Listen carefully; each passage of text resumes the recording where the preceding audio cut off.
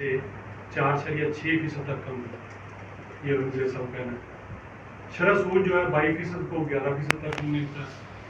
پہلی دفعہ 400 ارب ڈالر کی جو حد کراس کر گیا ملک کی معیشت کا حجم جو ہے، یہ وزیر صاحب کا کہنا ہے۔ 26% اضافہ ہوا ہے FDR کی محصولات میں، چھوٹے تاجر کو سپورٹ کرنا چاہ رہے ہیں، اور 10 ارب ڈالر کی ریکارڈ تفصیلات کا بھی رکھا ہوا ہے۔ جب ہم آپ کو سنتے ہیں تو لگتا ہے کہ پورا معاشی سٹرکچر جو ہے وہ تباہ ہو چکا ہے، کہیں سے سپورٹ نہیں۔ جب ہم وزیر خزانہ کو سنتے ہیں تو یہ فکر لے کے آتے ہیں، تو گیپ کہاں ہے؟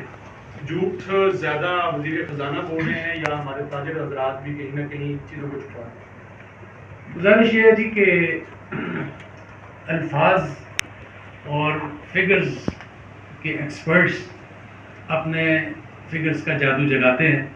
میں تو ایک سمپل چیز جانتا ہوں، جس ملک کی ایکسپورٹ سے زیادہ باہر اوورسیز ڈائسپورا جو ہے وہ پاکستان میں پیسے بھیجتے ہیں اور ہم انہی کے اوپر انحصار کرتے ہیں، تو ہماری اکانومی کیا ہوگی؟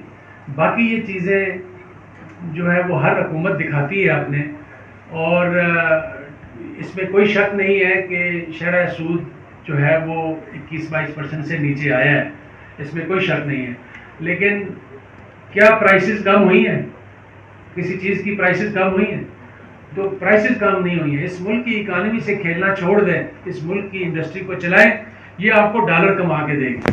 یہ ڈالر آئیں گے ملک میں تو آپ کا اوورسیز پاکستانی کے اوپر انحصار ختم ہو جائے گا۔